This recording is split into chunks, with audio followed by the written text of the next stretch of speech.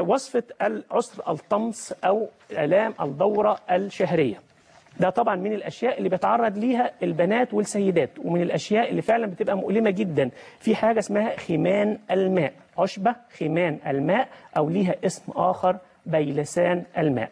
خمان الماء أو بيلسان الماء معروفة عند العطارين وموجودة. أيضا عشبة حشيشة الملاك، حشيشة الملاك، وعشبة الإخلية وليها اسم آخر اسمها ألف ورقة.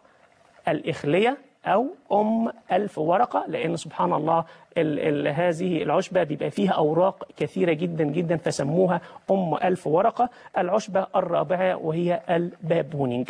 هذه الأعشاب الأربعة، خمان الماء أو بيلسان الماء، حشيشة الملاك، حشيشة الملاك، الإخلية أو ألف ورقة، ثم أخيرا البابونج. هناخد معلقة كبيرة من كل نوع من هذه الأعشاب، معلقة كبيرة من كل نوع على كوب ماء كبير مغلي، على كوب من الماء الكبير المغلي، وتغطى لمدة 10 دقائق. مهم جدا تغطيتها لأن فيها أنواع من الزيوت الطيارة مش عايز أن أنا أفقدها، ولا تغلى، توضع في ماء مغلي وتغطى لمدة 10 دقائق، وهتشرب صباحا ومساء قبل بداية الطمث. تشرب صباحا ومساء قبل بداية الطمث بيوم أو يومين، وأثناء الدورة الشهرية أيضا. ده بالنسبة لعسر الطمس أو آلام الدورة الشهرية.